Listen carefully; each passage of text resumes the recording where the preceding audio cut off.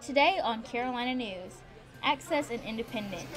Advocates rallied at the State House to help those with disabilities. Just because I learn different, that doesn't mean I'm retarded. Hear from those impacted by this cause. Lexington school's threat. Local authorities are still investigating the latest threat at a Midland school. Social media addiction. Could your favorite sites be affecting your brain? Experts say this may be the case. From the University of South Carolina, your news, your sports, your weather. Carolina News begins now. Hello and welcome to Carolina News. I'm Bree Briggs. Good afternoon and thanks for joining us. I'm Tori Gessner. Today marked Advocacy Day for access and independence at the State House, where people are fighting for those with disabilities. Individuals with disabilities are the state's largest minority group. The organization, Able SC, wants lawmakers to act on barriers in everyday life. Their priorities include examining how state money is used to make buildings ADA compliant and removing a sub-minimum wage for the employed. People who live with disabilities are not only pushing for change, but they're also pushing for acceptance. Our Jasriel Golden has more. Just because I learn different, that doesn't mean I'm retarded. Kendra Gaines has a disability, but you can't tell just by looking at her. Being in special ed all my life wasn't easy. I'm capable, able to live on my own. I want people to know there's nothing you cannot do. You can do it. Kendra says she won't let her disability hinder her, and she wants other advocates to do the same. You know, the little rinky-dink jobs. I'm here to tell you, go back to school and be all you can be. Kendra joins others with disabilities to support equal access and independence for people like her. Julia Hartman says Advocacy Day is needed because it's important to break barriers and because there's one ability no one has. No one has the ability to read your mind. In order to have people understand what your wants and needs are, you need to communicate in some way. And the form of communication does not matter, written, spoken, or with a device, because communication is important because it connects us all. Breaking barriers help connect everyone at the State House, no matter the triumph they faced. When I was trying to cross the street here to get to the State House, there was a button to let the traffic light know that I wanted to cross, and I can't reach the button. And although each advocate's story is different, they all hope to break barriers and push for better access. With barriers in housing, transportation, and even employment, it's important for others to know the value of an unnoticed workforce. When you hire someone with a disability, then you usually get an exceptionally hard-working person. But sometimes getting hired can be the hardest part. On paper, during interviews, they were really excited to see me, but in person, they seemed really scared and uneasy. An uneasiness that Julia hopes to see fade. Because at the end of the day, a broken crayon still colors. Jasriel Golden, Carolina News. Able SC has focused on a bill named the Employment First Initiative Act, which would fight for fair payment for employees with disabilities. The bill will be debated in a committee in the State House tomorrow. It is shaping up to look like a beautiful day, though. Kylie Jones is out at the Kennedy Greenhouse celebrating her birthday. How is it out there, Kylie? Hey Tori, it's a great day for a birthday today. It's about 76 degrees, not too hot and not too cold. The sun is peeking through the clouds right now, and you can see it coming out a little bit as I speak, but it's a beautiful day outside and the temps are perfect. So try to get outside today if you can. But be careful because the pollen count is around 9.2 right now, which is pretty high. So grab the allergy meds if you're heading outside. I'll have your full weather forecast and some good news for the weekend coming up later on in the show. Back to you. Thanks, Kylie. 14 South Carolina Corrections employees now face federal charges related to bribery and contraband. Officials say the officers brought drugs and cell phones into the state's institutions. This comes a week after the deadly prison riot at Lee Correctional Institution in Lee County. The defendants are expected to appear in court later today. And we now know the cause of death for the 7 inmates killed in last week's riot at Lee Correctional. According to the Lee County coroner, all 7 died from severe blood loss due to multiple sharp force injuries from stab wounds. 5 dead at the prison, and 2 later died at a Florence hospital. Cell phone video captured inmates holding shanks and the blood-covered prison floor during the violent riot. This was the deadliest incident in a U.S. prison in a quarter century. A woman at the Columbia Psychiatric Hospital is being accused of kicking a patient. According to officials, Angela Harrington is being charged with abuse of a vulnerable adult. The incident happened last month while Harrington worked as a behavioral assistant at G. Werber Bryan Psychiatric Hospital. Warrants say Harrington grabbed a woman at the facility by her hair, pushed her to the floor, and kicked her in the back several times. Harrington denies committing the offense. A lifelong golf fan whose final wish was to meet his idol Tiger Woods has passed away. Shane Caldwell was battling stage 4 lung cancer. You may remember his stepdaughter Jordan Miller posting a tweet asking for people's help to make her stepdad's dream come true. This thing went just viral on Twitter. 1.7 million views this morning. Luckily, at the Masters golf tournament, Caldwell got to meet his idol. On Tuesday morning, Miller announced via Twitter that her stepfather died on Monday. Caldwell was 52 years old. Lexington officers are still looking into a threat made at a local middle school. Parents rushed into the school to remove their children. Today, we followed up on the active investigation. Our Morgan Cox is in the newsroom with an update. What's the latest, Morgan? Bree and Tori, I spoke with Corporal Mortensen today, and he informed me that the investigation is ongoing. However, they do not think it's an active threat. However, there are multiple police officers at schools across Lexington County. I visited the mother of a Lexington middle school student to get her reaction on the threat. The day after parents were pulling their children out of Lexington Middle School due to a threat on Snapchat, one mom explained how she felt after hearing what had happened. Scared initially because, anytime there's a threat, you never know what to expect. And even though it's a middle school, they're not, exempt from doing things that are kind of off kilter.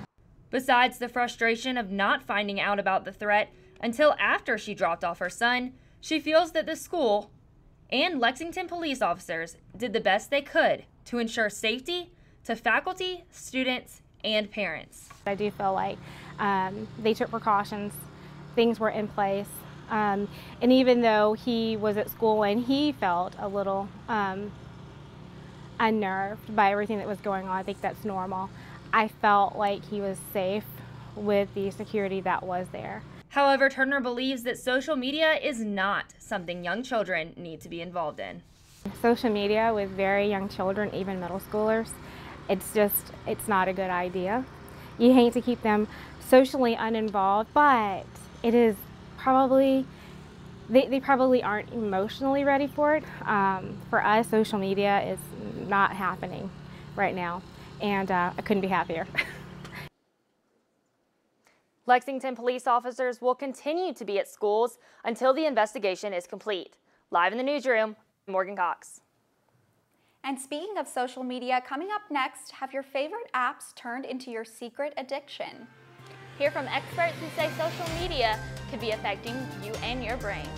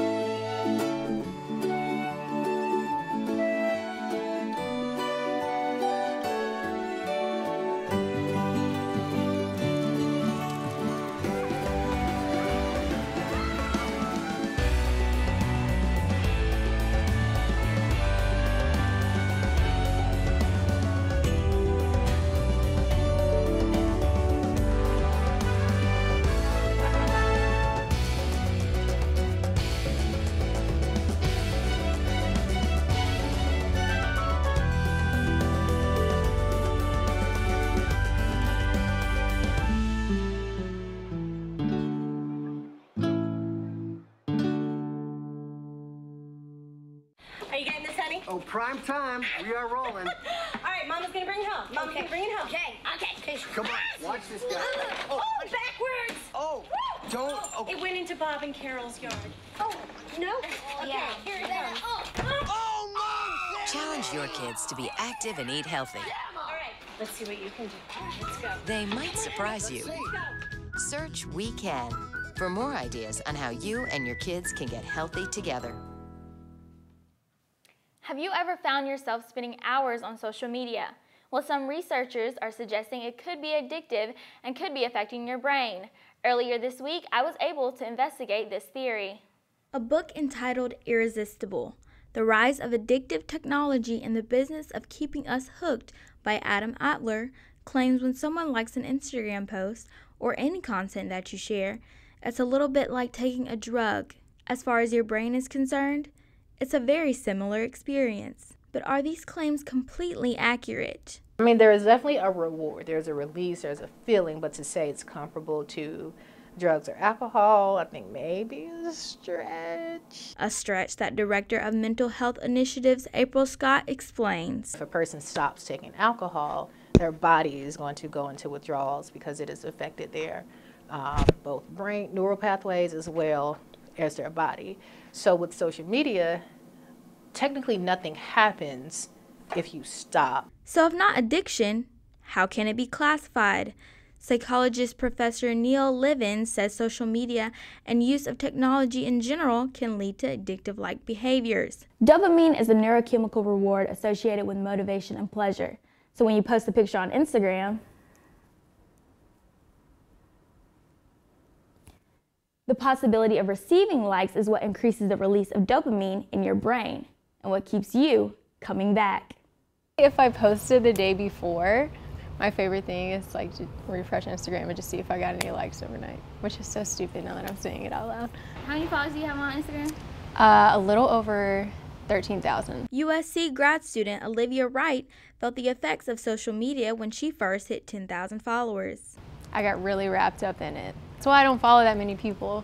People think it's because I'm like being bougie, but really I will sit and scroll on Instagram all day if I follow that many people. She gives advice on how to not be so caught up in social media. It's just Instagram. As soon as you stop posting on it, honestly, you might feel better. Signs of an addictive-like behavior with social media can be like this. It's like you're supposed to be working on something, but you're on social media, and if things like that are happening over and over again, that's when you're getting into that stage of possibly addictive behavior. Scott encourages people to take breaks and reflect on what you're actually getting from social media. Asking, what am I trying to distract myself from so much? Like, what's really going on? And I think once people start digging, they'll see, okay, I might need to talk to somebody. Because even though social media can't be classified as an addiction, it can still become an unhealthy relationship. As of now, the American Psychiatric Association and the Diagnostic and Statistical Manual of Mental Health Disorders do not officially recognize social media as a behavioral addiction. Professor Levin says that will probably change in the future. Facebook is publishing its rules and guidelines for deciding what users can post on their site. The list of banned content includes hate speech, pornography, violence, and even cannibalism. Content reviewers use these guidelines in deciding whether or not to remove a flagged post. The social media giant has never made this list public until now.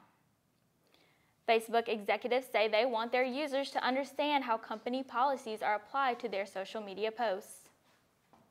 It was a dinner fit for a king, or rather 2 presidents. President Trump and First Lady Melania welcomed more than 100 people to the administration's first state dinner. The guests of honor, French President Emmanuel Macron and his wife. Among other attendees were Vice President Mike Pence and his wife Karen, as well as Ivanka Trump and Jared Kushner. The White House is rallying behind Veteran Affairs nominee Dr. Ronnie Jackson following recent allegations. The doctor is accused of improperly dispensing prescription drugs and becoming intoxicated while on the job. Senator John Tester says Jackson is known as the Candy Man. President Trump is continuing to back up his nominee. I really don't think personally he should do it, but it's totally his. I would stand behind him, totally his decision. The allegations against Jackson have both Republicans and Democrats concerned.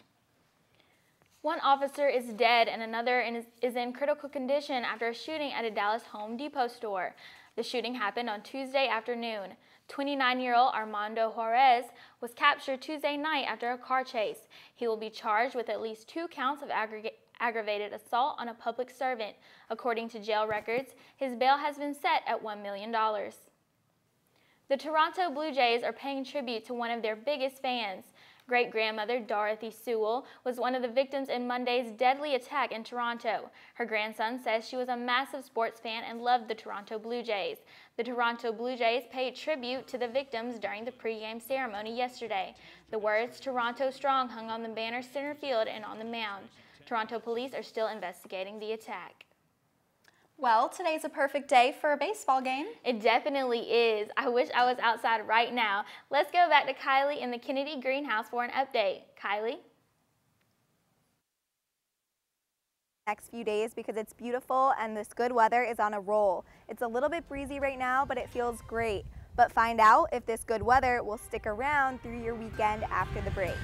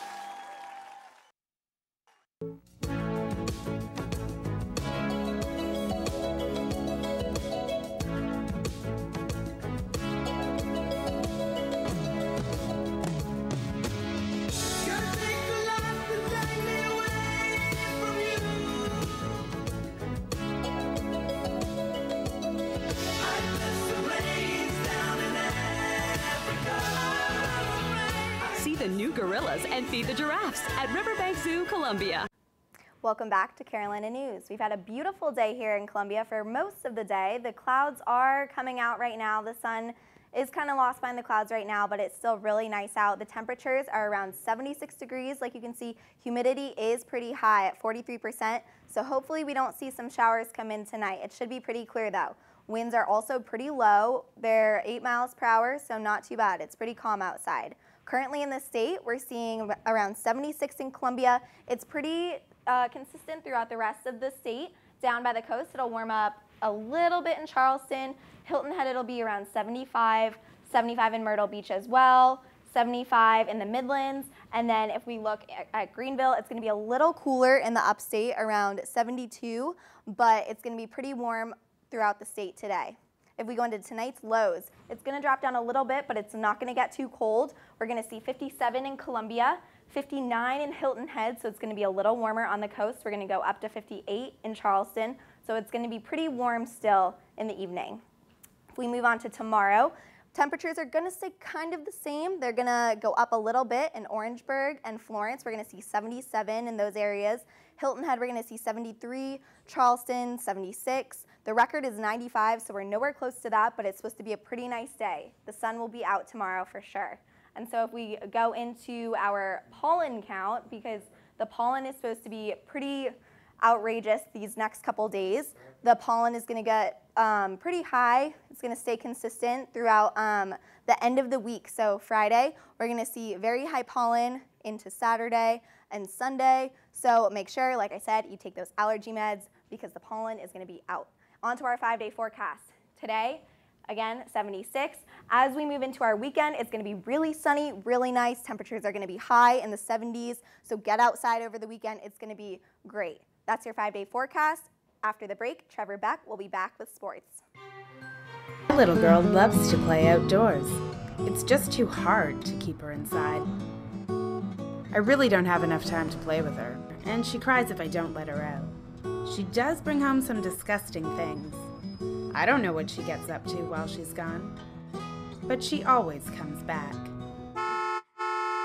You wouldn't treat your child this way. Why is it okay for your cat?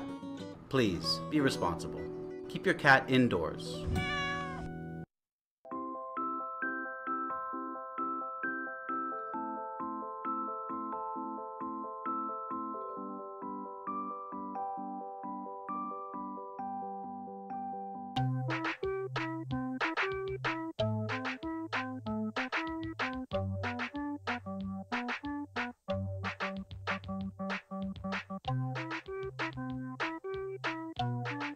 Start a story. Adopt at theshelterpetproject.org.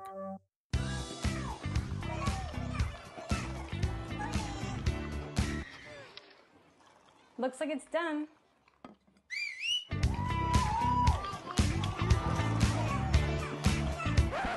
Don't let salmonella get funky with your chicken. On average, 1 in 6 Americans will get a foodborne illness this year. You can't see these microbes, but they might be there. So learn the right temperature to cook each type of meat. Keep your family safe at foodsafety.gov. Looking for these? You drive buzzed. It could be one very expensive ride. First, you gotta make bail. Then pay me to get your car back. Your insurance premiums will go through the roof. And my legal fees just keep adding up. All told, it could end up costing you $10,000. Buzzed, busted, and broke. Because buzz driving is drunk driving. Welcome back to Carolina News. I'm Trevor Beck with sports, and let's get started right into baseball. We're finally getting our favorite team back together as the USC baseball team took on Furman last night and won 10-2. The Gamecocks had a season best with 17 hits in the game, 4 hits coming from Jonah Bright and 4 hits coming from good old Carlos Cortez. And Corey Stone pitched a scoreless 9th inning for Furman as the USC wrapped up the win. The men have a 4-game win streak, and we hope that continues when they travel to Tennessee this weekend to take on Vanderbilt for a 3-game series. And we're going to keep it in the diamond with USC softball as number 10 Jana Johns has been named Freshman of the Week for a second time. This season, Johns is the first Gamecock in program history to receive 2 Freshman Week awards, and is also the first time in program history for the Gamecocks to have 2 Players of the Week awards and 2 Freshmen of the Week awards in 1 year. Congrats on John and her award.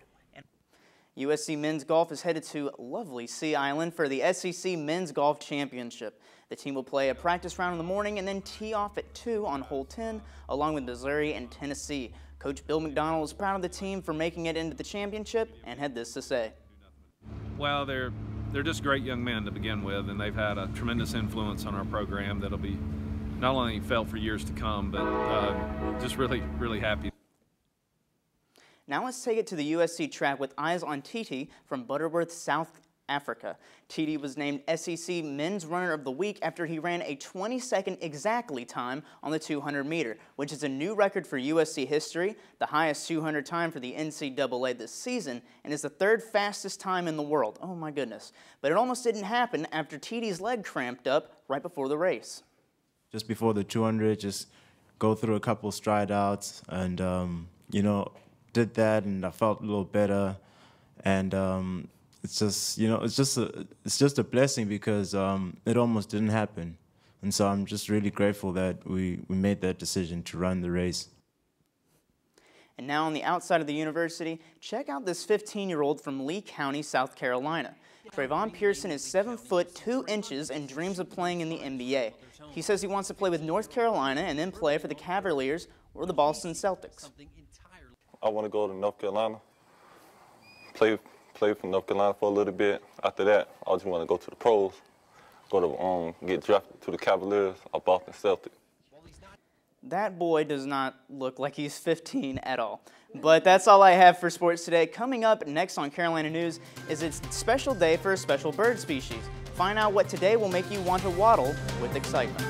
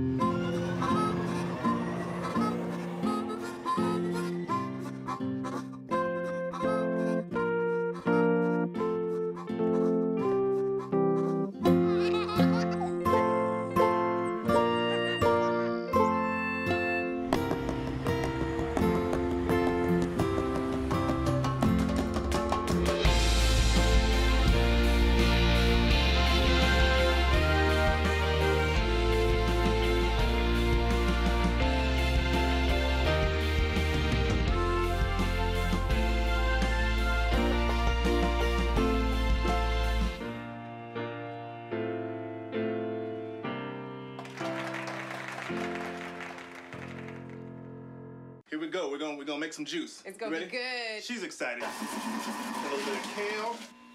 Please don't put this on. I'm putting it all over the line. It's wet. It needs something. No, it'll go. Don't break my juicer.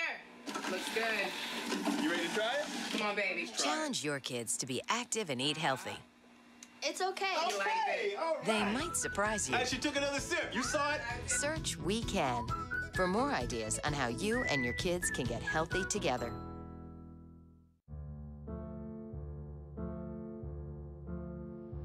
There's a monster in my bathtub.